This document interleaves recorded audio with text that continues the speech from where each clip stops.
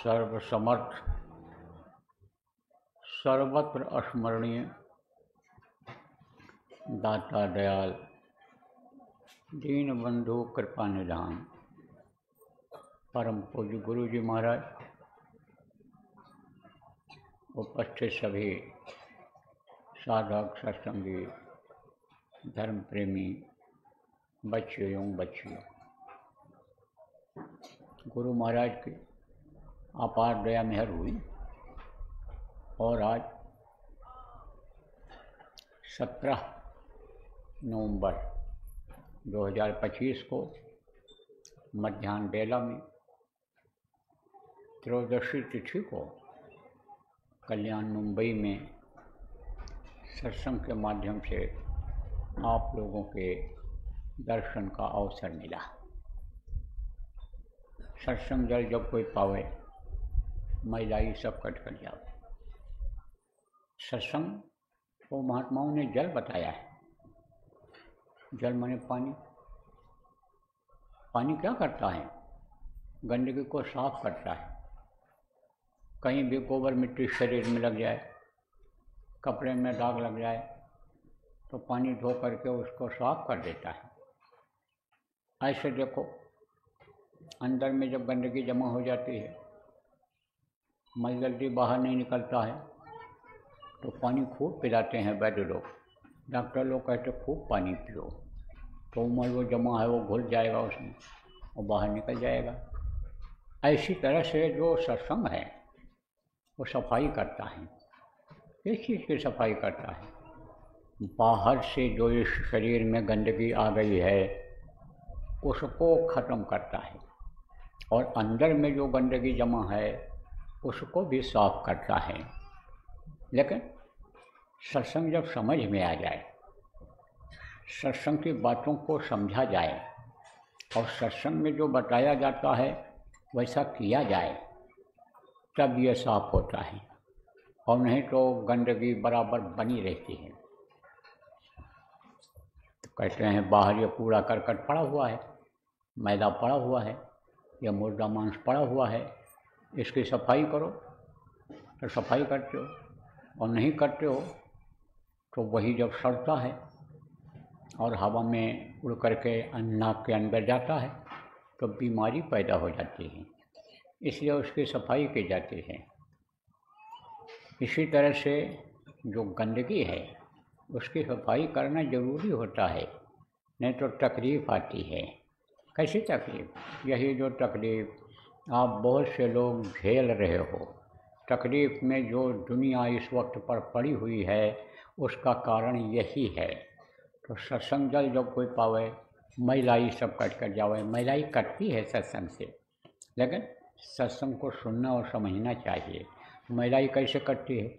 जब मालूम हो जाता है कि भाई जैसे साबुन लगाओ और पानी से धो खूब, 2-3 बार 4 बार उसको धो, उससे साफ करो, तब सफाई होगी। इसी तरह से ये जो कर्म आ जाते हैं, हाथ से, पैर से, आँख से देखने से, कान से सुनने से, मुंह से बोलने से, ये जो कर्म आ जाते हैं, इनकी सफाई कैसे होगी? सत्संग में मुख्य बात यह है कि ये कर्म अगर नहीं साफ होंगे तो कर्म ही दुख देते हैं, कर्म ही कष्ट हानि पहुँचाते हैं। जब किसी को चोरी करता है, व्यभिचार करता है, और उसको जब लोग पीटने मारने लगते हैं, तब घर के ही लोग कहते हैं कुछ न बोलो, इसके कर्म ऐसे थे, इसने ऐसा काम किया है, मार खाने वाला। जेल जब भेज दिया जाता है तब लोग कहते हैं जेल जाने का ही इसने कर्म किया है, काम किया है, इसलिए इसको जेल जाने दो। तो वो कर्म किससे करता है? हाथ से, पैर से, आँख कान का प्रयोग करके करता है, तब वो कर्म करता है, और उसकी सज़ा ऐसे भी मिलती है, बाहर से भी मिलती है। और अगर जघन्य अपराध हो गया जो क्षमा होने लायक नहीं है तो मरने के बाद भी सज़ा मिलती है। तो कहोगे मरने के बाद कैसे सज़ा मिलती होगी? मरने के बाद ये जो शरीर को चलाने वाली शक्ति है, जीवात्मा है, जो सब कुछ है, जिसके निकल जाने से के बाद में हाथ पैर का हिलना बंद हो जाता है, आँख से देखना, कान से सुनना बंद हो जाता है, बोलना बंद हो जाता है, आदमी का होश हवास नहीं रहता है, यह जीवात्मा दुख पाती है। शरीर को चलाने वाली शक्ति परमात्मा की अंश जीवात्मा यह दुख पाती है। कैसे दुख पाती है भी बता दें आपको। सांच के शरीर में बंद की जाती है। सांच का शरीर कैसा होता है? मनुष्य जैसा ही होता है। जैसे बहुत से लोग ऐसे कहीं रात में अंधेरे में देखो जाते हैं तो उनको कोई ऐसा भारी भरकम पर शरीर वाला दिखाई पड़ जाता है। आप समझो कभी टेढ़ा पैर, कभी टेढ़े अंग, कभी बड़ा सिर, कभी कुछ किस तरह से दिखाई पड़ जाता है, तब कहते हैं ये भूत है, ये प्रेत है, ये पिशाच है। देखते हैं मनुष्य शरीर में ही उसको, लेकिन उसका रूप रंग अलग होता है। ऐसे ही मनुष्य शरीर जब छूटता है तो पिशाच के शरीर में ले जा कर के बंद करके और सजा देते हैं। जैसे किसी को ऊपर भूत सवार हो जाता है तो आदमी को थप्पड़ मारो तो किसको लगता है? वो भूत को लगता है। इसी तरह से पिशाच का जो शरीर होता है उसको जब लेकर जाते हैं, तकलीफ़ देते हैं, तो आत्मा को ही तकलीफ़ होती है। तो बड़ा कष्ट होता है, बड़ी तकलीफ़ होती है मार जब पड़ती है। किसी ने आपको मार दिया 2 थप्पड़, किसी ने हड्डी में मार दिया और लग गया मार और दर्द हुआ, तो तकलीफ़ जिस तरह से होती है ऐसे पिशाच के शरीर में जीवात्मा को तकलीफ़ मिलती है। तो जब तक आदमी जिंदा रहता है और पाप कर्मों को यानी करता रहता है, सत्संग न मिलने की वजह से यानी भ्रम और भूल में रहता है। किस बात के लिए भ्रम और भूल में रहता है कि मेरे पास बहुत धन है, हमारा कोई क्या कर पाएगा, हमारे शरीर में बल है, ताकत है, मैं बाहुबली हूँ, मेरा कोई कुछ नहीं कर सकता है। इस भ्रम और भूल में रहता है। देखो धन किसी के रहा है, एक से एक धनी मानी आपके मुंबई में हुए, लेकिन वो रंगपति हो गए। जो कोठियों में रहते थे किराए के मकान में भी अब उनको रहने की जगह नहीं रह गई। तो ये तो माया की छाया है, छाया किसी के काम नहीं आती है। शरीर में देखो, शरीर से बहुत बड़े लोग रहे हैं लेकिन गिर गए, फालिज मार दिया, उठ बैठ नहीं पाते हैं। तो इस पर अहंकार नहीं करना चाहिए। लेकिन धन बल और मान प्रतिष्ठा, देखो आज कुर्सी पर हैं, आज बैठते हैं, आगे पीछे उनके स्कूटर बजाती हुई गाड़ियाँ चलती हैं, फोर्स चलती है, और कल कुर्सी से उतर गए तो ड्राइवर चाबी दे करके ऐसे घर में चला जाता है। कोई गाड़ी घोड़ा भी चलाने वाला नहीं रहा, उनकी खुद की भी गाड़ी नहीं है, सरकारी गाड़ी पर चलते थे, रुतबा था, लेकिन उतर गए तो कोई कीमत रही। लेकिन इसी भ्रम और भूल में जो पड़े रह जाते हैं, आप ये समझो, और ऐसे कर्म करते जाते हैं कि जिससे यह हमारा शरीर बलवान रहे। इस भ्रम और भूल में रहते हैं कि किसी ने कह दिया अंडा खाओगे तो ताकत तुम्हारे अंदर बहुत हो जाएगी, मांस खाओगे तो मांस तुम्हारा बढ़ जाएगा, पर्सनालिटी अच्छी रहेगी, पहलवान बलवान रहोगे। तो जानवरों को मार मार करके, काट काट करके और फिर पका करके और मांस खाते, गंदगी अंदर में पैदा करते हैं। अंदर में क्या होती है?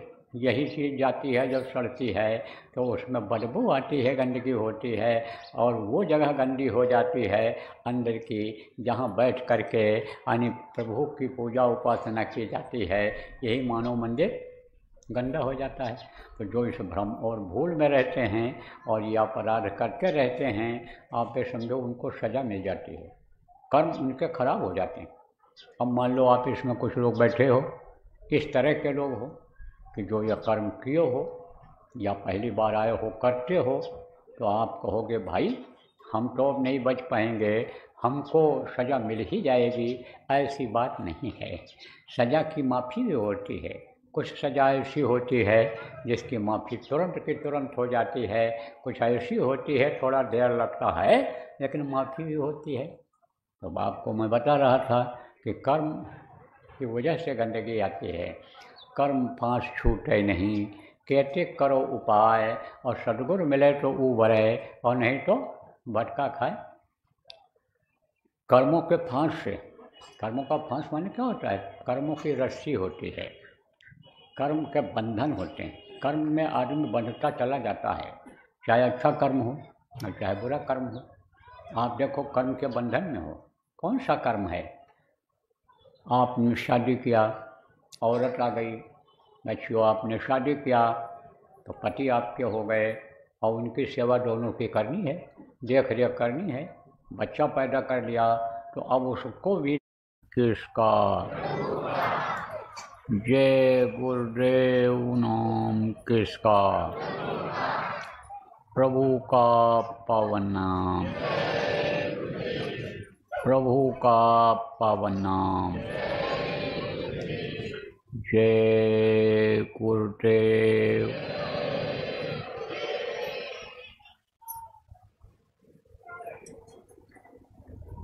सर्वसमर्थ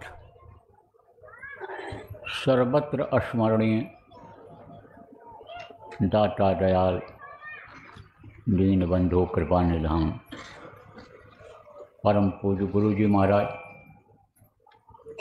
उपस्थित सभी साधक सत्संगी नामदानी बच्चे एवं बच्चियों, आज 16 नवंबर 2025 सायंकाल की बेला कल्याण आश्रम पर गुरु महाराज की दया से साप्ताहिक सत्संग में अपने लोगों को ध्यान भजन का अवसर मिला। जब भाग्य जगते हैं तब ऐसा अवसर मिलता है। बहुत से सत्संगी हैं लेकिन बैठ नहीं पाते हैं, सत्संग में आ नहीं पाते हैं। लेकिन जो आदत बना लेते हैं कि हमको साप्ताहिक सत्संगों में जाना ही जाना है, जिनको उस प्रभु पर गुरु रूप में प्रभु जो इस धरती पर मनुष्य शरीर में रहते हैं उन पर विश्वास हो जाता है कि हमारा कुछ बिगड़ेगा नहीं, उनका कुछ नहीं बिगड़ता है। लेकिन जिनका विश्वास डगमगाता रहता है उनको दिक्कत आ जाती है। तो बराबर सत्संगों में हाजिरी देना चाहिए, क्योंकि सत्संगों में गुरु की मौजूदगी रहती है, प्रभु की मौजूदगी रहती है। और उस समय पर जब मौजूदगी रहती है, मौजूदगी समझते हो, रहते हैं वो। अब हम आप कहें कि गुरु महाराज तो यहाँ नहीं दिखाई पड़ रहे हैं, दिखाई पड़ते हैं लेकिन वो शब्द रूप में हैं, शब्द रूप में नहीं दिखाई पड़ते हैं। इन आँखों से ये चर्म चक्षु कहलाती है, चमड़ा जिसको कहते हैं, चमड़ा ही तो है, ये ऊपर के खाली क्या है, चमड़ा ही है। इससे नहीं दिखाई पड़ते हैं, अंतर की दृष्टि से दिखाई पड़ते हैं। आपको बताएगा तीसरी आँख से देखो तो सब दिखाई पड़ेगा, उससे दिखाई पड़ते हैं। मौजूदगी रहती है, रहते हैं वो। और जब सामने रहते हैं, कोई प्रार्थना भी की जाती है तो सुनवाई जल्दी हो जाती है। तो बराबर हाजिरी देते रहना चाहिए और जगह जगह पर साप्ताहिक सत्संग करना चाहिए। जिनके यहाँ भी जगह हो या जो भी आप चाहो कि भाई हमको भी भजन और सत्संग का लाभ मिल जाए, हम लोगों को बैठावें और ध्यान भजन की दया हमारे ऊपर भी हो जाए, ऐसे लोग आप आगे बढ़ जाओ। चाहे बच्चियाँ आप हो और चाहे पुरुष लोग आप हो, आप आगे बढ़ जाओ और लोगों को बुला बुला करके बैठाओ। उसका फल मिलेगा आपको, उसका लाभ मिलेगा। ये मेहनत बेकार नहीं जाएगा आपका। बाकी जो दुनिया के काम के लिए मेहनत करते हो ये तो बेकार चला जाएगा, लेकिन ये मेहनत काम नहीं, ये मेहनत आपके काम आएगा। यहाँ भी जब तक रहोगे इसका फल आपको मिलेगा। शरीर छोड़ोगे तो उसके बाद भी आपको फल मिलेगा। तो ये काम आप लोग करो और जैसा बताया गया कि प्रार्थना बोलो, प्रार्थना बोलने के बाद ध्यान लगाओ, भजन करो। तो बराबर ये क्रम चालू रखो। कोई सुनाने वाला है, समझाने वाला है तो कोई बता देगा, समझा देगा। और नहीं तो गुरु महाराज के बहुत शब्द मिलेंगे आपको। गुरु महाराज की वाणियाँ लिखी हुई हैं किताबों में, उनको पढ़ करके सुना दो। उससे भी जो ध्यान से सुनेंगे लोगों को शिक्षा मिलेगी, ज्ञान होगा उससे। पहले भी ऐसा लोग करते थे और उसका असर पड़ता था। ऐसा असर पड़ता था कि जो असर बुढ़ों और जवानों पर न पड़े वो बच्चों पर पड़ जाता था। बच्चों को तो इसीलिए लाते हैं सत्संग में कि इनके संस्कार बने। नहीं आपका कहना मानते हैं घर में नहीं बैठते हैं भजन ध्यान के लिए, सत्संगों में ले जाना शुरू करो, सीखेंगे, उसमें सुनेंगे समझेंगे तो सीखेंगे। गुरु का ध्यान करके और गुरु से दया लेकर के अहंकार को छोड़ करके जो लोग लाभ और मान क्यों चाहे पड़ेगा फिर तुझे देना, इसको ध्यान में रखते हुए जो गुरु के वचन को सुनाते हैं उसका ज़्यादा असर पड़ता है। तो ये अन्य समझो कि बहुत पहले की बात है, यहीं पंजाब में गुरु के आश्रम पर कुछ न कुछ पहले सुनाते थे, और उस समय जब गुरु जी नहीं रहते थे तो सुनाते थे लोग पढ़ कर, और जब वो रहते थे तो सत्संग करते थे आश्रम पर, डेरा बोलते हैं वहाँ, डेरे पर सत्संग करते थे। समय देख करके, परिस्थिति देख करके बताया जाता है क्या परिस्थिति। जैसे मान लो दिन में अगर यह सत्संग रखा गया होता तो आप लोग जो काम बंद करके आए हो वो नहीं पहुंच पाते। अगर यही दूसरे दिन होता कोई दिन तो सब लोग, इतने लोग न पहुंच पाते। नौकरी वाले हो, छुट्टी नहीं मिलती है, व्यापार वाले हो, फंसे हुए हो, मनुष्य में लगा हुआ है, धन कमाने में लगा हुआ है, तो उसको छोड़ नहीं पाते। लेकिन आज जब खाली दिन था तो आप लोग चले आए, ऐसे देखना पड़ता है। जैसे आपको बताया गया भाई, शरीर की रक्षा के लिए भी काम करना है, बच्चे हैं, पत्नी है, पति हैं, परिवार के लोग हैं, गृहस्थ में हो, आश्रम में हो, तो उसके लिए भी आपको करना है, और समय निकाल करके भजन भी करना है, समय निकाल करके सत्संग काम करना है। तो देखा जाता है कि भाई यह समय इतना निकाल सकते हैं, तो ज़्यादातर ही तो आदत बन गई, पढ़ता भी था। तो एक दिन गुरु जी ने बुलाया और कहा कि बेटा तू ठंडी के महीने में सुबह सुबह उठ करके चलाता है, अरे तुझको तो पढ़ाई लिखाई करनी चाहिए। तब वो क्या बोला कि गुरुजी आप ही कहते हो कि मौत किसी का इंतज़ार नहीं करती है, चाहे गरीब हो चाहे अमीर हो, चाहे जिस जात मजहब का मानने वाला हो, चाहे जिस देवी देवता भगवान का पुजारी हो, मौत किसी को नहीं छोड़ती है, मौत किसी का इंतज़ार नहीं करती है।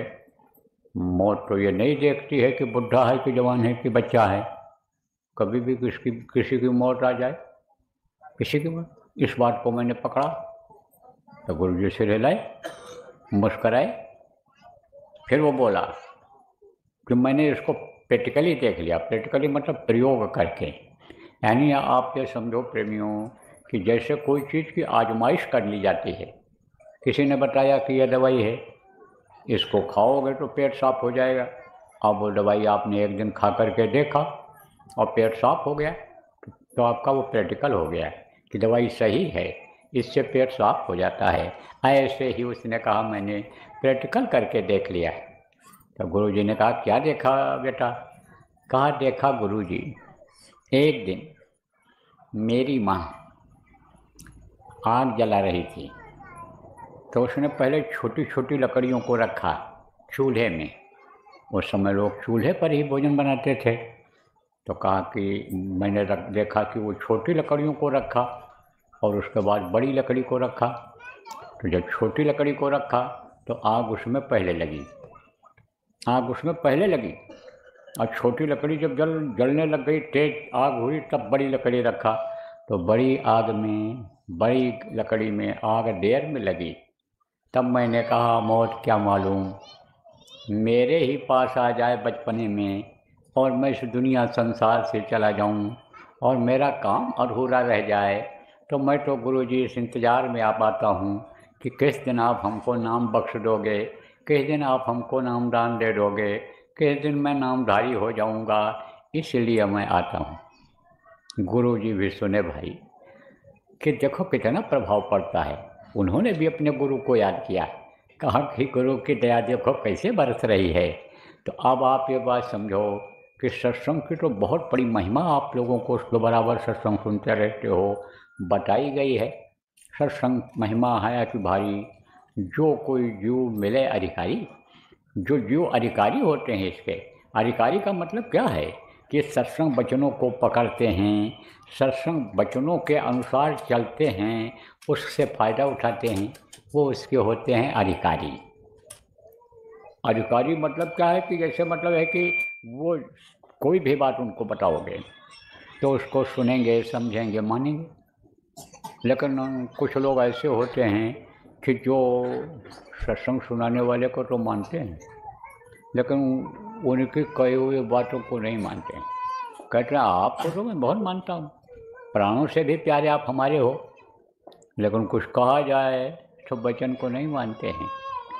तो कहा ना कि चल चल आए सतगुर आगे, चल चल आए सतगुर आगे, अब वचन न माना दरस न लागे। अब इसका मतलब समझा देते हैं कि चल करके अपने अपने घरों से जहाँ रहते हैं स्थान से चल करके सतयुग के पास, सतगुरु के पास आते हैं, लेकिन वचन नहीं मानते हैं और दरस नहीं करते हैं। जो वचन मानने का फल है और दरस का जो फल है वो नहीं मिल पाता है। अब क्यों नहीं मिल पाता है ये भी आपको बता दें। जैसे मैंने बताया कि भाई ऐसा करोगे आप तो उसका फ़ायदा आपको दिखाई पड़ेगा। तो जैसे किसी भूखे को बता दिया जाए कि आप आग पर रोटी सेक लो और नहीं कुछ है तो खाली रोटी ही खाकर पानी पी लो तो भूख मिट जाएगी। लेकिन न करो तो कैसे भूख मिटेगी, कैसे प्यास मिटेगी। बताया जाए कि इस तरह का काम करो कि जैसे से दुख चला जाए, तकलीफ़ चली जाए, जो ये परेशानियां हैं सामने वो दूर हो जाएं। अब उसको नहीं करोगे तो कैसे दूर होंगी। कहा जाए कि भाई अनुशासन में रहो। अनुशासन किसको कहते हैं? जो कहा जाए वही करो। अनुशासन होता है, कहाँ होता है? मिलिट्री जिसको कहते हो, सेना जिसको कहते हो, वहाँ पर रहता है। कहे खड़े हो जाओ तो खड़े हो जाओ, बैठ जाओ तो बैठ गए, जब तक आदेश नहीं उठ नहीं सकते हैं। कहे लाइन लगा लो तो लाइन लगा लिए। जो काम बताते हैं वही करते हैं, और जो अनुशासन में नहीं रहते हैं उनको सज़ा मिल जाती है। तो अब आप लोग समझो आप कि कितना आप अनुशासन का पालन करते हो, कितना आदेश का पालन करते हो। इसीलिए रोना धोना रहता है, इसीलिए बीमारी तकलीफ़ रहती है, इसीलिए परेशानी बनी रहती है, और उस परेशानी को दूर करने की कोशिश भी करते हो। समस्याएं जो आ गई उनको दूर करने की कोशिश भी करते हो, लेकिन वो दूर नहीं होती हैं। कोशिश तो आप करते हो कि ये सुलझ जाए, लेकिन वो और उलझता चला जाता है। इसीलिए कहने का मतलब ये है कि वचन का पालन करना चाहिए। दरस न कीना कहा गया, वचन न माना और अदरस न लागे। दरस मतलब यह है कि आमने सामने जाना चाहिए, देखना चाहिए। जब नज़र पड़ती है तो कहा गया ना, तेरी नज़रों में कोई करामात है। हर समय होती अमृत की बरसात है, गुरु की दया की बरसात होती है। लेकिन जैसे मैंने कहा कि सत्संग का जो अधिकारी होता है सत्संग का लाभ उठा पाता है, ऐसे गुरु के दया का लाभ लेने वाला को दया का लाभ मिलता है। तो गुरु की दया किसको मिलती है? भाव से मिलती है। भाव से ही भक्ति आती है और भगत के ही ऊपर दया बरसती है। भक्ति किसको कहते हैं? यही आदेश का पालन भक्ति। तो भक्ति जिसके अंदर आ जाती है उस पर गुरु की दया बरसती है। और भक्ति किसके अंदर आती है? जिसके अंदर भाव जगते हैं। जैसे भाव जगा आपके अंदर कि हमको उठ करके सुमिरन करना चाहिए, ध्यान करना चाहिए, भजन करना चाहिए, और रोज़ करना चाहिए, साप्ताहिक सत्संगों में जाना चाहिए, साधना शिविर जहाँ लगे जा कर के अभ्यास करना चाहिए। तो जिनके अंदर ये भाव उत्पन्न हो जाता है वो बराबर फ़ायदा उठाते हैं और करते हैं। जैसे बताया, बहुत सारी बातें बताई जाती हैं कि जैसे साधना का यानी समझो समय है, जैसे मुख्य समय है ऐसे लोगों के लिए कि जो अभ्यास करते हैं। अभ्यास किसको कहते हैं? कि जैसे बच्चा होता है तो लिखाते हैं उसको या लिखता है, तो वो टेढ़ा मेढ़ा लिखता है, लेकिन लिखने लायक जब हो जाता है तो सीधा सीधा लिखने लग जाता है। ऐसे ही समझ लो आप, यानी जब बनने लग जाती है साधना तो समझो कि वो पक्का हो जाता है। वो तो चाहे जब करे, दया उस पर जो हो जाती है तो चाहे जब करे। लेकिन अभ्यास करने वालों के लिए शाम का 7 बजे से लेकर के 11 बजे तक का समय बहुत अच्छा रहता है, और सुबह का समय जिसको ब्रह्म मुहूर्त कहते हैं वो और अच्छा रहता है। सुबह से 8 बजे तक, सुबह 2 बजे से 8 बजे तक, ये समय जो है, दोनों समय में से एक समय तो आपका खाली ही मिलेगा। अब आप समझो दोनों समय इस समय पर बनी बम्बई जैसे लोगों को यानी नहीं मिल पाता है, काम धंधे के चक्कर में, नौकरी के चक्कर में देर से आते हो, दफ्तर से दुकान से देर से आते हो, तो सुबह का तो आपका समय है, रात आपकी है। तो ये आप समझो समय होता है, जैसे ये बताया जाता है। इससे जब भाव बनते हैं, और जब भाव बनता है जब भक्ति आती है। भाव कैसे खराब होते हैं? ऐसे खराब होते हैं जैसे आपको याद दिलाऊं, महाभारत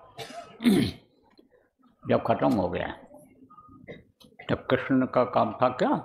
उपदेश करना, समझाना, बताना, और बताए अनुसार लोगों की मदद करना। तो पांडवों को बुलाया और कहा तुम यज्ञ करो, सबको बुलाओ। उसमें जितने भी साधु महात्मा हैं, जितने भी राजा महाराजा हैं, बच्चे प्रजा है आपकी, जितने महात्मा हैं सबको बुलाओ और खिलाओ, ताकि तुम्हारे कर्म बचें। जैसे ये आप त्रिदशी और भंडारा करते हो, ऋषि और पूर्णिमा को भंडारा करते हो, जिनसे आपका कोई स्वार्थ नहीं है, उनको आप खिलाते हो, भूखे को खिलाते हो। चाहे कोई गरीब हो अमीर हो, इसका भेद आप नहीं रखते हो, क्योंकि भूख सबको लगती है, और समय पर जब मिल जाता है कुछ खाने को तो मन प्रसन्न हो जाता है। और जब मन प्रसन्न होता है तो आत्मा भी जुड़ी हुई है, उसी के साथ में है, तो आत्मा आशीर्वाद देती है, उससे आदमी की बढ़ोतरी हो जाती है। मेहनत जो करते हो उसका फल मिल जाता है, धन खर्च करते हो लक्ष्मी बढ़ती हैं। तो इसी तरह से यानी समझो कि उससे कर्म करते हैं। किससे कर्म करते हैं? मुख्य बात समझो कि सेवा से कर्म करते हैं। चाहे तन से सेवा करो, चाहे मन से सेवा करो, चाहे धन से सेवा करो, उससे कर्म करते हैं। तब उन्होंने कहा कि यज्ञ करो, बुलाओ, सबको खिलाओ, तब ये तुम्हारे पाप कम होंगे, ये कटेंगे। नहीं तो पाप का बहुत बड़ा बोझा, मानव हत्या का बहुत बड़ा बोझा तुम्हारे सिर पर आ गया है। अब आजकल देखो हिंसा हत्या कितनी बढ़ गई। कोई ये सोच रहा है कि इसका फल हमको नहीं मिलेगा? वो तो समझ रहे हैं, मारते हैं फिर हंसते हैं, खुश हो जाते हैं, अपराध करते हैं फिर खुश हो जाते हैं कि देखो हमने ये किया, बच के निकल आए। लेकिन दुनिया की आंखों से और राजा के आंखों से, प्रशासन के आंखों से, घर के लोगों, समाज के लोगों की आंखों से भले आप बच जाओ, लेकिन उसके कैमरे से जो सबका मुजरा लेता है, राम जनों के बैठकर सबका मुजरा ले, जाकी जैसी चाकरी वा को वैसा दे, जिसके जैसे कर्म होते हैं उसको ऐसा फल देता है। सबकी जानकारी रखता है, कैमरा लगाए हुए है, एक एक पल की खबर उसके पास रहती है। उससे कोई चीज़ छुपा है? नहीं छुपा है। तो सजा देगा वो, सजा से कोई नहीं बच सकता है। इसीलिए तो महात्माओं ने दोहा, चौपाई, छंद बोल करके, लिख करके, पढ़ करके लोगों को समझाया। कहा जो गल काटे और का अपना रहा कटाए। और साहब के दरबार में उन्होंने किसको कहा? साहब, उस प्रभु को। जैसे आप कहते हो ये दफ्तर के साहब हैं, ये हमारे साहब हैं, मालिक हैं हमारे, ये ऊँचे ओहदे पर रहते हैं, देते हैं, खिलाते हैं, आपकी परवरिश करते हैं, आपकी मदद करते हैं, आप उनकी सेवा करते हो। इसी तरह से वो उसको साहब कहा। किसको? प्रभु को, जो सर्वज्ञ है, सर्वव्यापी है, जो निराकार है, इन बाहरी आँखों से देखा नहीं जा सकता है, और अविनाशी है, जो जन्मता मरता नहीं है, जो इस मृतलोक में नहीं आता है, मनुष्य शरीर में नहीं आता है, उसको उन्होंने साहब कहा। तो कहा साहब के दरबार में बदला कहीं नहीं जाए, उसके दरबार में बदला कहीं नहीं जाता है। जो गल काटे और समझ लो कि अपना कटा रहा है, उसकी भी कटाई होगी। कहाँ कटाई होगी? नरकों में मर पड़ेगी, काटे जाएंगे। आपको बताया, सड़ना पड़ता है, जलना पड़ता है, तपना पड़ता है, इसमें काटते हैं फिर जोड़ते हैं। कितनी बार बताया गया, याद नहीं रखते हो, जरूरी बातों को भूल जाते हो आप लोग। याद करना चाहिए, सत्संग की जरूरी बातों को लिख लेना चाहिए, पढ़ते रहना चाहिए, दिमाग में बैठा लेना चाहिए और 24 घंटे में एक बार याद कर लेना चाहिए। जो मतलब की बात है, समय की बात है, उसको याद रखना चाहिए। अब कहोगे कौन सा समय? अब जैसे आपकी ठंडी बढ़ रही है तो गर्म कपड़ा आप निकालोगे, उसको पहनोगे, तो ये ज़रूरी है जैसे याद रखना है। जैसे भोजन है, जैसे लैट्रिन पानी की व्यवस्था में मन लगा रहता है, याद रहता है, ऐसे ही याद रखना चाहिए। तो अब आप फिर समझो प्रेमी, उन्होंने कहा कि पाप बहुत लग गया, हर जीव को मारने का पाप लगता है, चाहे छोटा हो चाहे बड़ा हो। अब यह ज़रूर है कि कुछ पाप ऐसे होते हैं कि जो अनजान में हो जाते हैं, उसकी माफ़ी भी हो जाती है कि गलती हो गई हमसे, देखो हमारा हाथ लग गया या हमने ऐसा कर दिया कि जिसकी वजह से इसकी मृत्यु हो गई, तो पश्चाताप करता है, माफ़ी मांगता है, कोशिश करेंगे अब नहीं ऐसा होगा, तो उसकी माफ़ी हो जाती है। लेकिन जो जान करके बुरा कर्म करता है, जीव हत्या करता है, उसकी माफ़ी नहीं होती है। उसकी तो बिल्कुल नहीं होती है कि जो मार करके, काट करके, गलत काम करके और फिर हंसता है, मुस्कराता है, खुश होता है, अपनी तारीफ करता है, उसकी तो बिल्कुल होनी ही होनी नहीं है। उसको तो सज़ा निश्चित ही मिलनी मिलनी है, नरक से नहीं बच सकता है, आप समझो। तो कहा उन्होंने, किसने कहा? कृष्ण ने कहा तुम यज्ञ करो। तो यज्ञ किया उन्होंने, सबको बुलाया। कहा महाराज पता कैसे चलेगा हमारा यज्ञ पूरा हुआ? कृष्ण ने कहा घंटा बजेगा। कौन सा घंटा? ये टन टन वाला घंटा नहीं, ये जिसको आप बजाते हो, स्कूलों में बजता है, बहुत से लोग मंदिरों में बजाते हैं, ऐसे वो घंटा नहीं, ये तो उसकी नकल है। ये शंख है आपका, ये यानी समझो बाजे जितने हैं, आप जो नामदानी हो, आपको बताया गया है, सब आप समझ जाओगे, इक्का दुक्का कोई नहीं होगे, नामदान ले लोगे, जब नामदान लेते समय आपको बताया जाएगा तब आप समझ जाओगे। तो यह सब नकल है उसकी, असल की नकल है ये यहाँ। तो यह घंटा नहीं, अंदर में घंटा, तो वो तो न किसी को सुनाई पड़ा। और बाहर भी नहीं कोई बजाने वाला, कौन घंटा बजावे उसमें कि अपने गले में ले उस चीज़ को कि हमने बजा दिया तो अब उसके ऊपर आएगा कि नहीं आएगा? जिम्मेदारी ले लो, निभा ना पाओ तो कौन दोषी होगा? जिम्मेदार दोषी होगा। ऐसे ही समझ लो आप प्रेमी कि घंटा नहीं सुनाई पड़ा, नहीं बजा। तब कृष्ण से कहा महाराज यज्ञ हमारा पूरा हुआ? बोले नहीं। घंटा बजा? बोले सुनाई पड़ा। बोले तब कैसे पूरा होगा? घंटा बजेगा तब पूरा होगा। तो बोलो आखिर कारण क्या है महाराज नहीं घंटा बजा? बोले हमने जो कहा उस आदेश का पालन आप लोगों ने किया? बोले पूरा आदेश का पालन किया, अक्षर सह पालन किया, सबको बुलाया, एक आदमी नहीं बचा। तब कृष्ण ने कहा बचा। कौन बचा? सुपच, जो उनके गुरु थे, आध्यात्मिक गुरु थे। तो सुपच जो है छोटी जाति के, तो कहा जात जात में पूछिए संत की और पूछ लीजिए ज्ञान, और मोल करो तलवार की, पड़ी रहने दो म्यान। उनके पास कम लोग आते जाते थे। क्यों कम आते जाते थे? कि वो छोटी जाति के थे। बोले उनके पास क्या करने जाएंगे, अपमान होगा, निंदा होगी। आपको सुनाया गया था राजा पीपा का, राजस्थान के राजा थे, राजा जी के यहाँ गए थे, चरणामृत तो दे रहे थे, वही जिसमें जमुना भिगोते थे उसी कुंड का पानी दे रहे थे। समझा? नहीं लिया उन्होंने, पिया नहीं उन्होंने। और किसने उनके कपड़े में लग गया, और धोबी की लड़की नहीं छूट रहा था दाग, तो दांत से उसने उसको साफ किया और उसके अंदर वो रस चला गया। उससे उसकी दिव्य दृष्टि खुल गई, ज्ञान हो गया उसको, बहुत सारी बातें बताने लग गई। फिर बाद में जब वो गए, पश्चाताप हुआ, उनको पछतावा हुआ, बाद में गए तो वो कहाँ मौज, कहाँ दया, कहाँ मिल पाई वो। ऐसे ही समझ लो आप कि सुपच के पास लोग जाते नहीं थे तो उनको लोग जान नहीं पाते थे। तो उनके पास कोई गया भी नहीं बुलाने के लिए।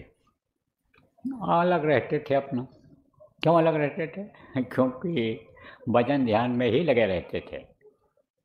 अलग अलग काम होता है। कुछ ऐसे लोग होते हैं जो भजन ध्यान में ही लगे रहते हैं, वो अपने को शो नहीं करते। शो करना जानते हो कि सजनी हम ही राजकुमार, हम ही जो है सब कुछ हैं, और हाँ कम लेकिन बहस ज़्यादा करते हैं कि हमको लोग मानने लग जाएं, हमारी पूजा करने लग जाएं, हमारी तारीफ होने लग जाए, हमारा पेपरों में नाम छपने लग जाए, रेडियो और टीवी में हमारा नाम फोटो आ जाए। और कुछ लोग ऐसे होते हैं चुपचाप काम में लगे रहते हैं, तो वो ज़्यादा फ़ायदा उठाते हैं। जो लगे रहते हैं वो इतना फ़ायदा नहीं उठा पाते हैं, उनको ज़्यादा लाभ मिलता है। तो आप ये समझो प्रेमियों कि उनके पास लोग कम जाते थे, एकांत पसंद करते थे, अपना भजन पूजन, उनको वही काम मिला था। कुछ ऐसे होते हैं जिनको आदेश होता है कि तुम इस काम को करो, इन बातों को बताओ, समझाओ, मिशन को, इस मिशन को आगे बढ़ाओ, तो वो उस काम में लग जाते हैं, तो उनको ज़्यादा लोग जानने लग जाते हैं। तो उनको नहीं बुलाया, वो नहीं आए थे। तो कृष्ण भगवान ने कहा उनको बुलाया गया? तो सब लोगों ने कहा भाई वो तो नहीं दिखाई पड़े, जानते तो थे ये सब लोग, राजा थे ये, जानते तो सब थे। बहुत ज़्यादा जनसंख्या भी उस समय नहीं थी। इस समय तो पूरे विश्व की जनसंख्या ज़्यादा हो गई, लेकिन उस समय ज़्यादा जनसंख्या भी नहीं थी लेकिन इस तरह की नहीं थी जैसे इस समय पर है। तो अब आप ये समझो, जानते थे, घूमते थे राजा लोग, जगह जगह जाते थे, एक जगह एयर कंडीशन में बैठ करके, और कामकाज नहीं देखते थे, चलते रहते थे। तो जानकारी थी। बोले सुपा जी तो नहीं आए। तो कहे कि ठीक है, तो उनको जाओ बुलाओ। तो अब अहंकार तो था ही, तो अहंकार में आदमी भेजा। तो उन्होंने कहा भाई किस लिए बुलावा हो रहा है? बोले यज्ञ हुआ है, अब यज्ञ में भोजन के लिए। तब उन्होंने कहा जो 100 अश्वमेध यज्ञ का फल हमको देगा, जो 100 अश्वमेध यज्ञ कर चुका होगा और उसका फल जो मिला होगा वो हमको जो देगा, हम उसके कहने पर जाएंगे। नहीं, हम ऐसे नहीं जाते हैं कहीं। उनको क्या, जिसको कछु न चाहिए सोई शहंशाह। सच पूछो तो महात्मा ही बादशाह होते हैं, उनको कुछ नहीं, कोई रोटी लंगोटी से मतलब रहता है, फिक्र भी रहती है। अगर तो जो काम को आगे बढ़ाना होता है, जिस मिशन को लेकर के आगे बढ़ते हैं, उसकी फिक्र होती है। चाह गई चिंता गई, मनवा बेपरवाही, दुनिया की चीज़ों से चाह खत्म हो जाती है, चिंता मिट जाती है उसकी। का चाह गई चिंता गई, मनवा बेपरवाह, जिसको कछु न चाहिए सोई शहंशाह, वही बादशाह होता है। तो सच पूछो तो महात्मा ही बादशाह होते हैं। महात्मा कहीं जाना पसंद करते हैं। राज द्वारे सात जन, राज द्वारा किसको कहते हैं? राजा महाराजा का दरवाजा। राज द्वारे सात जन, 3 बात को जाए, क्या माया, क्या मीठा, क्या मान। अब आप ये समझो कि कोई प्रधानमंत्री हो, राष्ट्रपति हो, कोई मंत्री मिनिस्टर जैसे इस समय पर हो, या कोई राजा हो, कोई प्रभावशाली हो, तो उसके पास आदमी किस लिए जाता है? कि वहाँ खाने पीने का अच्छा मिल जाएगा, और अगर धार्मिक होगा, सम्मान करता होगा साधुओं का, तो कुछ दान दक्षिणा मिल जाएगा, और जब वो देगा तो ज़्यादा ही देगा, जिसके पास ज़्यादा होता है उसी हिसाब से देता है, इसलिए जाते हैं। और इज्जत बढ़ेगी, ये वहाँ से जाते हैं, इनका सम्मान, इनका समाज में सम्मान होगा, ये वहाँ से जाते हैं, इसी बात के लिए जाते हैं। तो ये चीज़ तो महात्माओं को चाहिए नहीं, तो किस लिए जाते हो? उन्होंने साफ साफ मना कर दिया। लेकिन दिल तोड़ना भी ठीक नहीं रहता है, एहसास कराना ठीक रहता है। एहसास किसको कहते हैं? कि जैसे हाथ के ऊपर बर्फ़ रख दिया गया और कहा गया देखो ये ठंडा है, बर्फ़ ठंडा है, तो पता चल जाएगा, एहसास करा दिया जाता है। तो ऐसे ही एहसास कराना था उनको, महसूस कराना था। तो कई अहलकार किसको कहते हैं? कर्मचारी जिसको कहते हो, उनको भेजा उन्होंने, तो गए नहीं, सब निराश होकर चले आए। तब ये जो पांडव थे, इन्होंने कहा मैं जाता हूँ लाता हूँ। सब लौट आए बात को सुन करके। भीम ने कहा नहीं आएंगे तो उनको उठा करके ले आऊँगा, आना ही पड़ेगा। वो और अहंकार में गए। अब अहंकार ने कराया सब गया। जब आया अहंकार, अहंकार आदमी को बहुत जल्दी आ जाता है और अहंकार में ही आदमी का अस्तित्व खत्म हो जाता है। दो कौड़ी जिसको कहते हो कि आदमी ये दो कौड़ी का हो गया, ऐसे दो कौड़ी का हो जाता है, विश्वास खत्म हो जाता है ऐसे उसमें। तो आप ये समझो प्रेमियों कि अहंकार में गए तो महात्माओं को तो पहचान हो ही जाती है। कहा गया ना कि संत न देखें चाल कुचाल, वो परखें अंतर का हाल, चेहरा मोहरा देख कर पैदा हो जाती है। जैसे लोग मंत्र जगाते हैं कब? दीपावली के दिन। जैसे लक्ष्मी की पूजा करके लक्ष्मी को खुश करते हैं, ऐसे साधना करके वो शक्ति को लाते हैं। कौन सी साधना? साधना माने क्या होता है? अभी आपको बता दें, कहते तो हो हम साधना करते हैं, लेकिन कर पाते हो? साधना नहीं कर पाते। साधने का मतलब शरीर को साधो, साधना का मतलब मन को साधो। ये जो सूरत शब्द योग की साधना प्रेमियों आपको बताई गई, इसमें मन को साधना बहुत ज़रूरी होता है, शरीर को साधना बहुत ज़रूरी होता है। नहीं तो थोड़ी देर बैठे और उठ करके चले गए तो शरीर नहीं सध पाया। इसीलिए तो साधना शिविरें लगवाई गई और उनमें ये बताया गया कि देर तक बैठो, देर तक बैठोगे तभी यह मन रुकेगा, और नहीं तो मन ये भटका रहेगा। ये तो सोच विचार करता ही रहता है, यह दुनिया के बारे में ही सोचता है, दुनिया की चीज़ों में गुणगमन करता रहता है, और ये इच्छाएं अनंत पैदा कर देता है मन।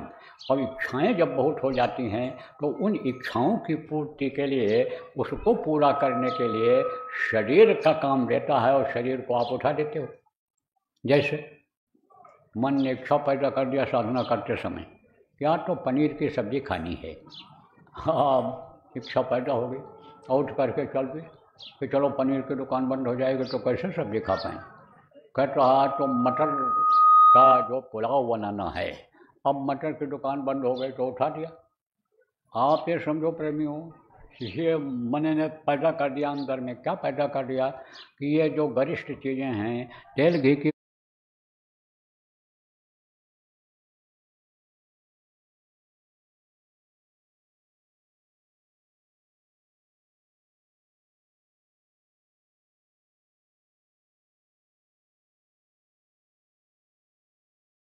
बनी चीज़ें हैं, देर में हजम होती हैं कि बना करके खाने में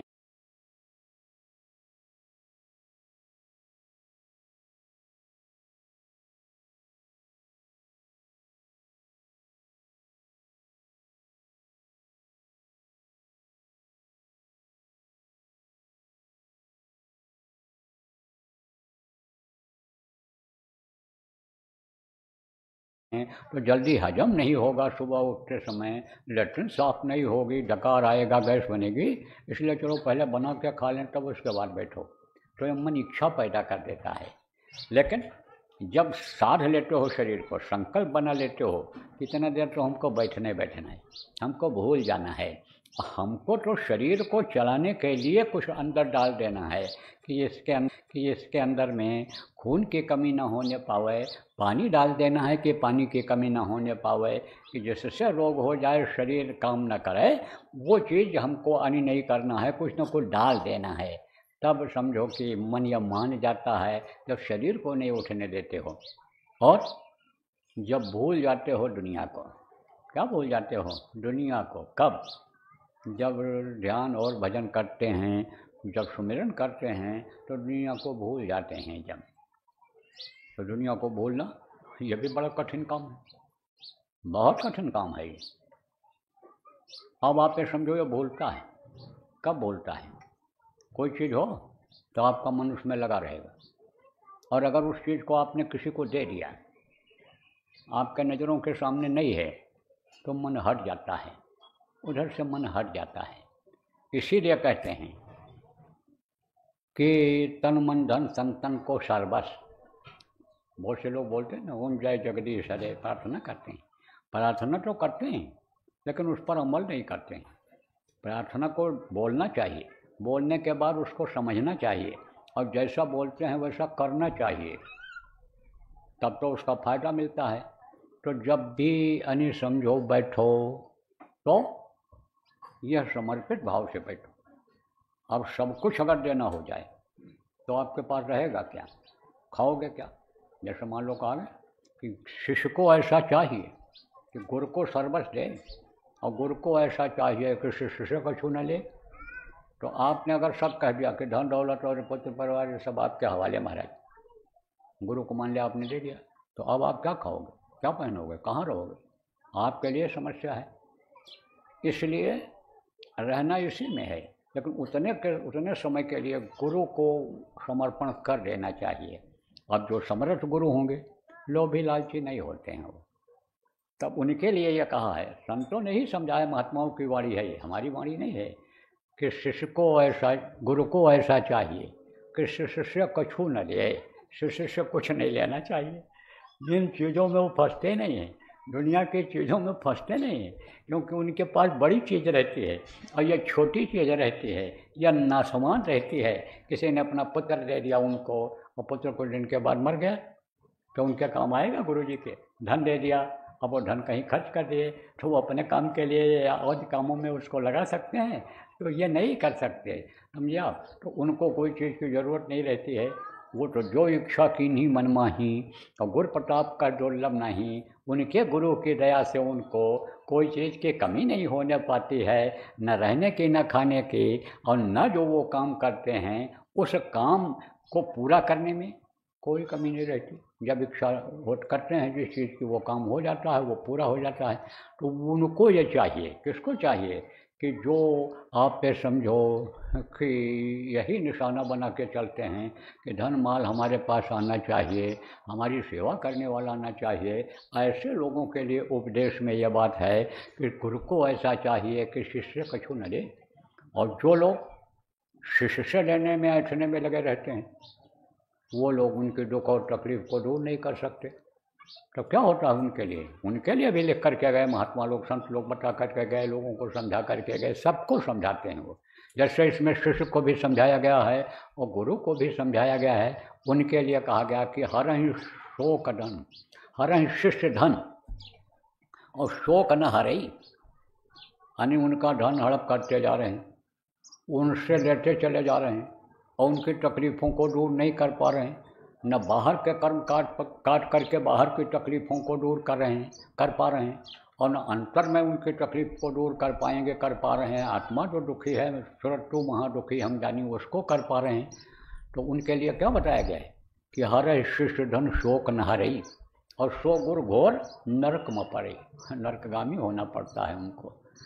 लेकिन थोड़ी देर के लिए अगर उनको दे दिया जाए, जैसे किसी को कोई चीज़ आप दे देते हो, तो एक तो दे देना हुआ, उससे मतलब नहीं रहता है, और एक होता है ये लो रखो, हमारा रखे रहो, हमको बाद में दे देना है, हमको ज़रूरत पड़ेगी तो हम मांग लेंगे, या ये ले लो हमारी रखवाली करते रहना सामान की, तब आपको ज़रूरत पड़ने पर मिल जाता है।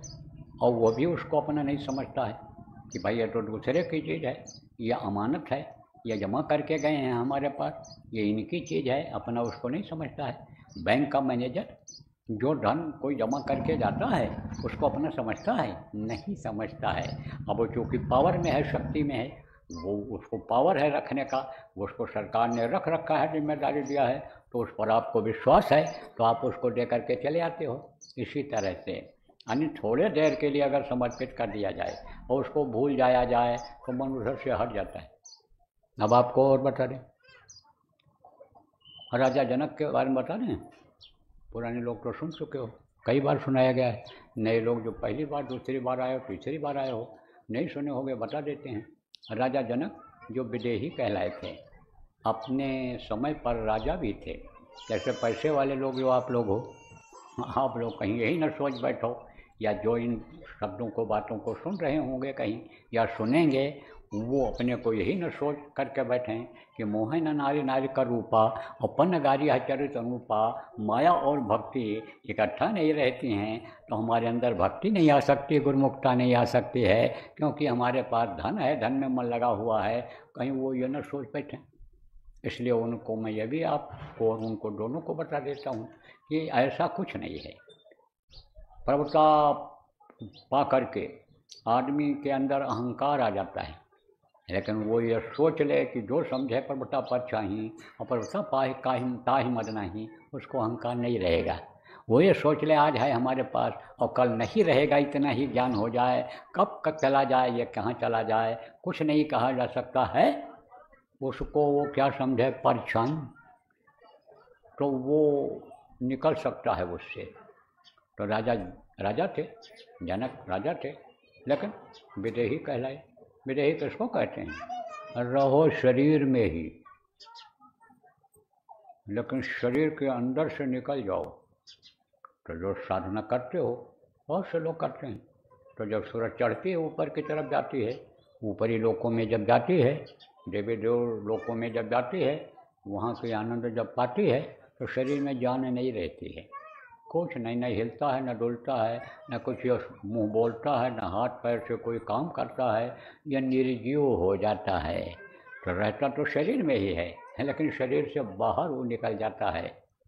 देखने में तो रहेगा, लेकिन और जो महापुरुष होते हैं वो देखने में बोलने चालने में भी रहते हैं, लेकिन उनके अंदर ऐसी पावर होती है कि उनको कोई पकड़ना चाहे वो भगवान तो पकड़ नहीं सकता है।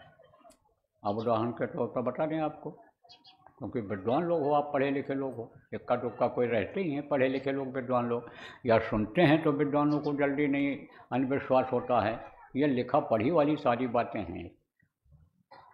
हाथरस के से जो उत्तर प्रदेश में है, हाथरस जिला है, वहाँ पर वो रहते थे जो तुलसी साहब कहलाते थे। तो वो लिखे थे उसमें अपनी शब्दावली में क्या लिखे थे कि हूँ विदेह देह धराऊँ, मैंने मैं तो विदेही हूँ, लेकिन देह में हूँ, देह धरे हुए हूँ। तो एक औरत ने कहा कि ये चीज़ हमारे समझ में नहीं आ रही कि आप हटते कटते लंबे टड़ंगे और खड़े हो हमारे सामने, मैं देख रही हूँ इन आँखों से, और आप कह रहे हो मैं विदेही हूँ, तो हमको समझाओ, बताओ। तब उन्होंने सोचा अब तुरंत इसका जवाब देंगे समझ में नहीं आएगा, तो अब इसको दिखा ही न दें कि मैं विदेही हूँ। तब बोले अच्छा तू पकड़ मुझे, अब पकड़। अब वो दौड़ी ऐसे, कहा कि तू पकड़ ले हमको ऐसे हाथ से। अब दौड़ी पकड़ने के लिए, पकड़ न पावे, बहुत दौड़ी, और वो उतनी ही दूरी पर दिखते जाएं, उतनी ही दूरी पर दिखते जाएं, थक गई, पसीना पसीना हो गई, और फिर चरणों पर गिर पड़ी। बोली अब मैंने देख लिया, जब देखूं अपनी नैना तब परखूं आपकी बैना, जब मैंने अपने नैन से देख लिया, आँख से देख लिया, तो अब आपका बैन ये वाणी मेरे समझ में आ गई। तो कहा कि तो इस तरह से विदेही कहलाए थे वो। विदेही आप भी हो सकते हो, विदेही साधक लोग भी हो जाते हैं। तो अब आप फिर समझो प्रेमियों के राजा जनक विदेही थे, रहते हुए भी राजा, और लेकिन उसमें राज सुख में मस्त नहीं थे। अब यह दृष्टांत आपको सुनाता हूँ, इससे आपको स्पष्ट हो जाएगा, समझ जाओगे। तो राजा जनक को गुरु की खोज थी। किसकी? कौन से गुरु?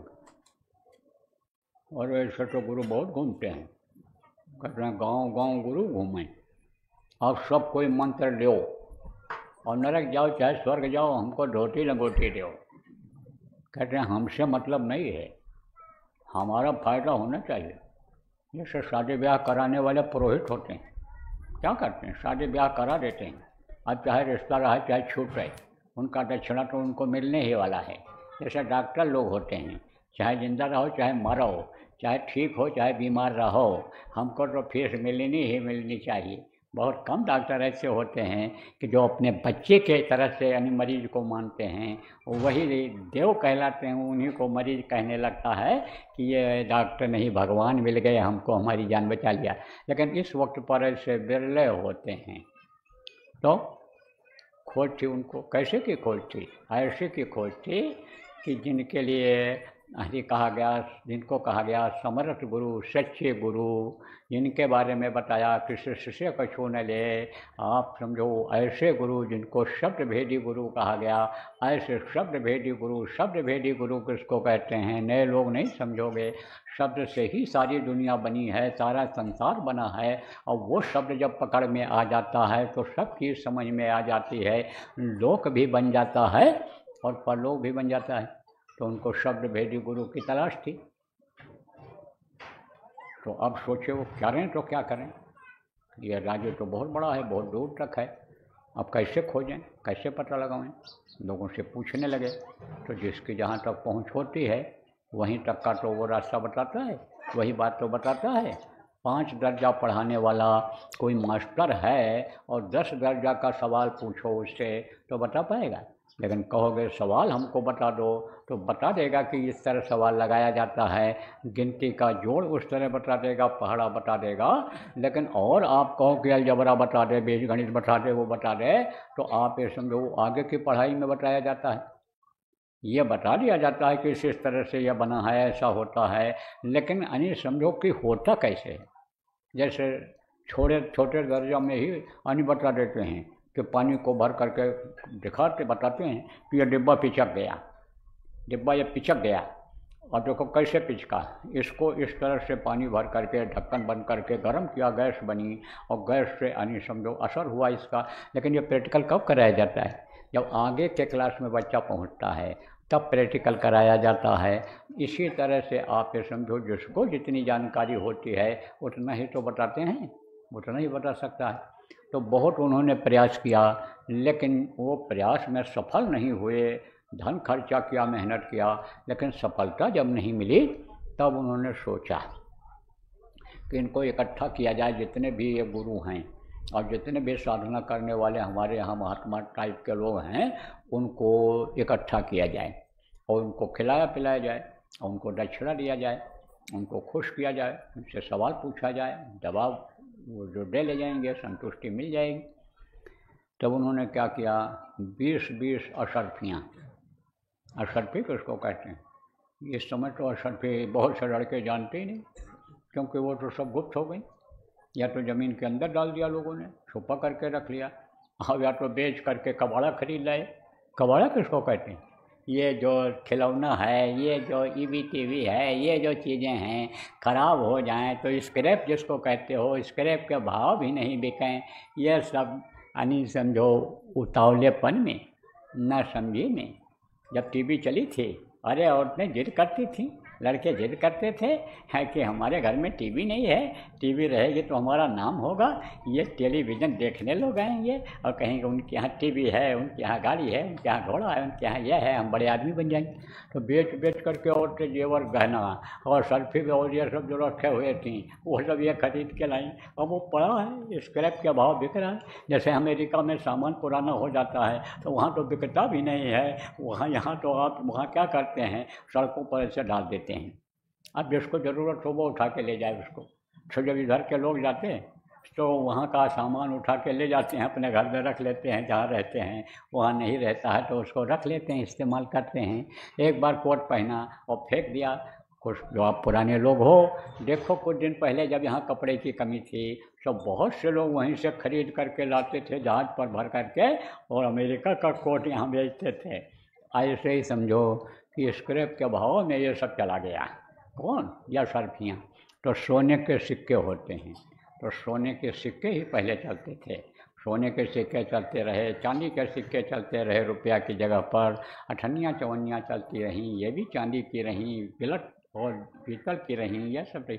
अब तो यह कागज़ का नोट चला है जो सड़ जाए, गल जाए, जल जाए, और वो धातु जो होता है वो उस पर प्रभाव नहीं पड़ता है। पानी में डाल दो, कीचड़ में डाल दो, उसको जलाओ भी तो इतना जल्दी घुलता नहीं है।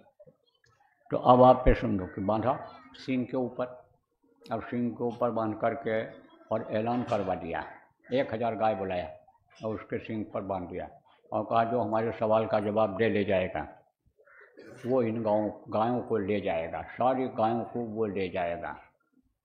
तो अब लोग आने लगे तो राजा का सवाल का जवाब कोई दे न पावे, जनक के राजा का सवाल का जवाब कोई दे न पावे। तो चले गए सब लोग, संतुष्ट नहीं हुए। बताया तो लोगों ने कि भगवान हैं, परमात्मा है, उसी की बनाई हुई सृष्टि है, उसी के बनाने के अनुसार यह सब चल रहा है, लोग कर रहे हैं, उसके बगैर पत्ता नहीं हिलता है, उसी की सारी ये व्यवस्था है। ये तो राजा के समझ में आ गया। लोगों ने जब बताया, जैसे मैं तर्क दे करके आपको पुरानी बातों को याद करके समझा रहा हूँ, अब आपके समझ में ये बात आ जाए कि भाई बाबा ये सब बात बता रहे हैं, तो बाबा की बातों को हमको मान लेना चाहिए, तो आप मान तो जाओगे, आप मान जाओगे। लेकिन आप कुछ दिन के बाद उसको भूल जाओगे, उसको भूल जाओगे, क्योंकि जो बताया जाएगा उसको करोगे नहीं, तो आप संगत भी छोड़ दोगे, जो बोलना भी छोड़ दोगे, आप अलग हो जाओगे, और जो बताया जाएगा उसको करोगे, तो आपको जब अनुभव हो जाएगा तब आपके समझ में आ जाएगा नहीं, बात का सही कहा था, और इससे हमको देखो फायदा हो रहा है ना। तो कहा ना, देखे बिन न हुए प्रतीति, बगैर देखे विश्वास नहीं होता है। अब देखे बिन न हुए प्रतीति, और बिन प्रतीत होए नहीं प्रीति, बगैर देखो नहीं तब तक प्रेम नहीं होता है। जब एक दूसरे को देखते हैं तभी प्रेम होता है। नहीं दूर दूर से कोई किसी की तारीफ करता रहे तो कुछ नहीं, उससे देखने की इच्छा तो जग जाएगी कि देखें इसकी तारीफ हो रही है, किस तरह का यह है, इसको देखा जाए किस तरह का है। लेकिन देख नहीं पाएगा तो प्रेम नहीं होगा, थोड़ी देर का वो रहेगा, उसके बाद ख़त्म हो जाए। लेकिन जब प्रेम हो जाता है तो प्रेम बंधन छूटता नहीं है। कैसे करे उपाय? आप ये समझो कि प्रेम का जो बंधन होता है वो छूटता नहीं है। अन्य समझो कि प्रेम में तो आंसू बहाता है, प्रभु का दर्शन हो गया तो ऐसा टप टप आंसू निकलते रहते हैं, मुख से कुछ बोलत नहीं, और नैन देत है रोए। यानी समझो जागत प्रगट हो है, जिसके अंदर में प्रगट हो जाता है उसके आँख से आंसू निकलता रहता है। जैसे किसी से प्रेम हो जाता है तो मुख्य रूप से आप ये समझो पति पत्नी का प्रेम बड़ा होता है। बहुत अगर ढांढस बांधा है, हानि पति पत्नी यानी छोड़ते समय जाते समय कुछ समय के लिए, तो भी आँखों से आंसू आ ही जाते हैं, जिनके अंदर अगाध प्रेम होता है। अब आपको प्रेम के बारे में भी बताया गया, पवित्र प्रेम होता है, दूषित प्रेम होता है, कहाँ तक सब बात थोड़े समय में बताई जा सकती है। तो मुख्य रूप से आप समझो जो मैं आपको बता रहा था कि संतुष्ट नहीं हुए वो कौन, राजा जनक, लोगों की बातों से। ये तो हुआ कि वो भगवान है, लेकिन जब कहा हमको बोध कराओ दिखाओ, तो कोई करा नहीं पाया, सब चले गए। फिर ऐलान करवाया कुछ समय के बाद, कोई भी मिल जाए आ जाए तो चल पड़े। कौन चल पड़े? राजा जनक के गुरु अष्टावक्र। अष्टावक्र कौन थे? वक्र माने होता टेढ़ा, 8 तरह के अंग उनके टेढ़े हुए अंग थे। जैसे आपका घुटना ऐसा मोड़ दो तो टेढ़ा हो जाएगा, हाथ मोड़ दो तो टेढ़ा हो जाएगा। लेकिन अगर ऐसे ही रह जाए आपका, ऊपर नीचे न हो, तो ये अंग टेढ़े हो जाएंगे कि नहीं हो जाएंगे? इसी तरह से उनके जो अंग थे वो सब टेढ़े थे, तो उनको अष्टवक्र कहा गया, अष्टावक्र करते थे। देखो जीवात्मा टेढ़ी थोड़ो थी, मैं टेढ़ी थोड़ो थी। यह सिर टेढ़ा आदमी भले कर ले, लेकिन गर्दन भले टेढ़ा कर ले, लेकिन गर्दन के हिस्से का ऊपर ये टेढ़ा नहीं कर सकता। आँख आप समझो टेढ़ा करके देख ले, मुँह टेढ़ा करके करते, कान से, लेकिन इसके ऊपर जो जीवात्मा बैठी है इसको कैसे टेढ़ा करोगे? तो जीवात्मा टेढ़ी रहती नहीं किसी की। तो टेढ़ा भी हो कोई तो वो भी कर सकता है। इस समय की जो साधना है, टेढ़ा अंग वाला देखो, पूजा पाठ जिस तरह से बहुत से लोग मंदिरों में करते हैं, अष्टांग योग हठ योग करते हैं, वो आदमी नहीं कर सकता है। फूल पत्ती चढ़ा सकता है जिसका हाथ ऐसा रहता हो, उंगलियाँ सीधी रहती हों, मुड़ती न हो, अगरबत्ती लगा सकता है जला करके, तो वो नहीं कर सकता है। लेकिन ये जो साधना है जो आपको बताया गया, गुरु महाराज ने हम लोगों को, आपको, बहुत से लोगों को बताया, इसको कोई भी कर सकता है। और इसके द्वारा वो शक्ति आ सकती है जो अष्टावक्र के द्वारा आई, अष्टावक्र के अंदर में आई थी। तो साधना करते थे, ऐसे गुरु उनको मिल गए थे तो वो करते थे, तो उनको सब जानकारी थी, ज्ञान था। तब वो चल पड़े, बोले अगर अब नहीं जाएंगे, और राजा जनक अगर निराश हो गया तब तो ये वही समझ लेगा कि वीर विहीन मही मई जानी। ये कब की बात है कि जब राजा जनक धनुष यज्ञ किए थे और कोई भी वीर एक से वीर आए और धनुष को नहीं तोड़ पाए, तब उनके मन में आया कि अब धरती पर वीर नहीं रह गए, अब तो लगता है सीता कुंवारी ही रह जाएगी। तब देखो वहीं पर वो थे, कौन थे, वो महात्मा थे आपके विश्वामित्र जी। कोई आप ये समझो इस उद्देश्य से इनको नहीं ले गए थे, किसको, न इनको पता था राम को न लक्ष्मण को, ये पता था कि धनुष तोड़ने के लिए, तोड़वाने के लिए ले जा रहे हैं, तो उनको ले गए थे। तो बैठे हुए थे ऐसे और नीचे ऐसे खड़े थे उनके दोनों सेवक राम और लक्ष्मण।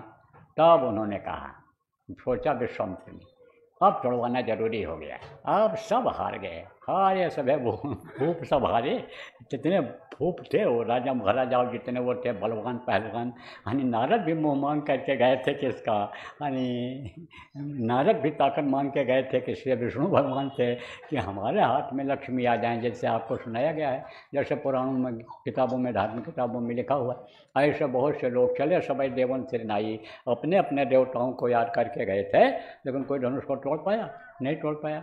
तो जब निराश हो गए तब कहा विश्वामित्र ने, अब कहो तो बच्चे से कहूँ धनुष को तोड़ने। निराशा तो अंदर से हुई कि बड़े बड़े भूप हार गए, दिल तक नहीं हटा पाए, अब ये कैसे तोड़ेंगे। लेकिन उनका संकल्प था कि ब्याह सीता का उसी से करेंगे कि जो इस धनुष को तोड़ देगा। तब उनका निराशा में आशा बंधी कि सीता हमारी कुंवारी नहीं रहेगी अगर कोई तोड़ देगा। तब उन्होंने कहा, महाराज आदेश करिए आप इनको। तो फिर उन्होंने धनुष को तोड़वाया था, इसी ने तोड़वाया जो कि ये कोई सोच न पावे कि भाई ये काम करने वाला इस धरती पर कोई नहीं है, इसीलिए अष्टावक्र चल पड़े थे कि कहीं निराश न हो जाएं, वो लोग न निराश हो जाएं कि अब वीर विहीन मही में जानिए, अब इस धरती पर कोई महात्मा रह ही नहीं गया, संत नहीं रह गया, और अगर हम नहीं जाएंगे तब यह कैसे सत्य होगा कि यानी घिरी बदरिया पाप की बरस गई अंगार, और संत न होते जगत में जलमत्ता संसार। कहा गया संत हमेशा इस धरती पर रहते हैं, अगर वो न रहें तो यह धरती जल करके राख हो जाए, तब यह कैसे सिद्ध होगा कि संत हमेशा रहते हैं। तो चल पड़े, गए तो मंच उन्होंने बनवा रखा था ऊंचा, उसी पर बैठाते थे जो जाते थे महात्मा लोग, और उसी वहीं राजा जनक भी ऐसे नीचे बैठे हुए थे, वो सवाल करते थे, वो लोग जवाब देते थे। तो ये गए, ये भी सीढ़ी पर जब चढ़ने लगे तो कुबड़ा आदमी हो तो चढ़ेगा तो टेढ़ा टेढ़ा चढ़ेगा, ऐसे कि नहीं इसे पकड़ के चढ़ेगा। तो लोग हंसने लगे, कहे यह कहाँ जा रहा है। पहचान तो बना रखा था उन्होंने, उस समय जैसा टीका चंदन जो भी था, आला माला और ये सब पहने हुए थे, कपड़ा तो उसी तरह पहने हुए थे, लेकिन लोगों को विश्वास नहीं हुआ। लोगों ने कहा कोई पागल जा रहा है, लेकिन राजा जनक को जानने की इच्छा थी, कुछ पाने की इच्छा थी, तो उन्होंने रोक दिया, कहा मत रोको, आने दो। उनको तो यही था कोई भी बोध करा दे, कोई भी ज्ञान करा दे हमको, तो हमारा काम हो जाएगा। उन्होंने रोका कि नहीं, आने दो। तो अब आप ये समझो प्रेमियों कि उन्होंने जब कहा अब आने दो, तो ये चढ़ गए, अब बैठ गए वहाँ। अब बैठ गए तब भी लोग हंस रहे हैं, हंस रहे हैं।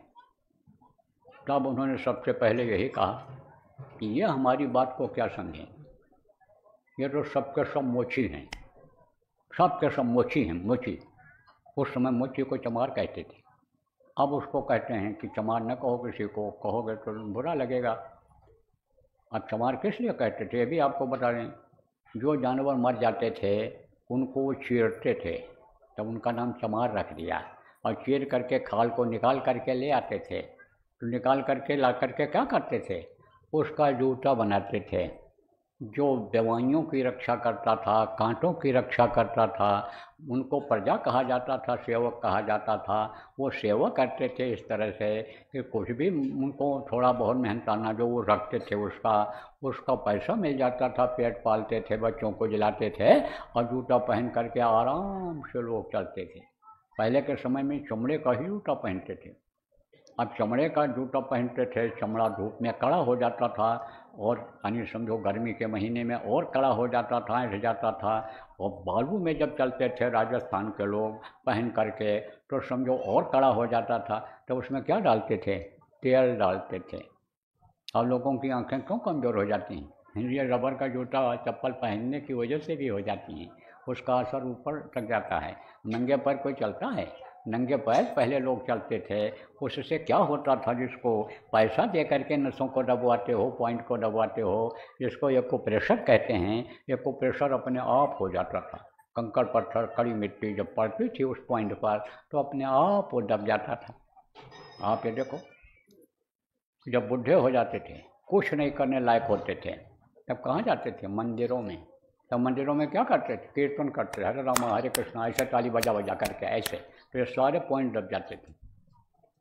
अब ये चीज़ें कोई समझता है? आप तो बस गोली खाओ बस, यानी गोली से ही ठीक हो जाओ। पुरानी चीज़ों को अगर अपना लिया जाए तो गोली खाना भी बंद हो सकता है। तो एक तो आदमी के अंदर व्यस्तता रहती है, बिजी रहता है, दिन रात दौड़ता रहता है, समय नहीं रहता है, इसमें थोड़ा समय लगता है। तो मैं आपको बता रहा था कि उसमें तेल डाल देते थे तो मुलायम हो जाता था। और वो तेल जो होता है, तेल का असर कहाँ जाता है? एकदम आँखों पर और दिमाग पर जाता है।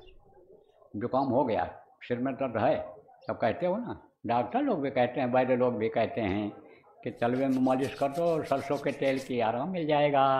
और जब तलवे में मालिश कर देते हो, बच्चों का सांस चलने लगता है, पांजर मारने लगता है, और जब बच्चियों आप मालिश कर देती हो ऐसे तलवे की, तब उनको आराम मिल जाता है।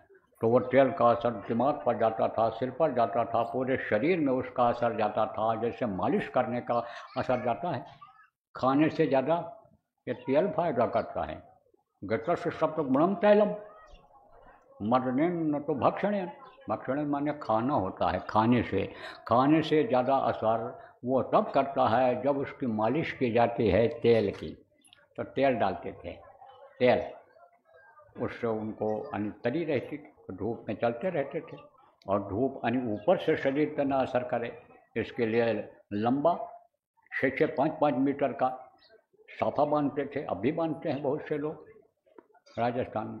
तो मैं आपको बता रहा था चमड़े वाली बात, और चमड़े का जो सेवा करता था उसको लोग चमार कहते थे। तो कहा यहाँ बहुत, आप तो समझो चमार ही सब बैठे हैं। अब बहुत ख़राब लगा लोगों को। किसको? जो प्रजा बैठी थी, जो मंत्री संतरी बैठे थे,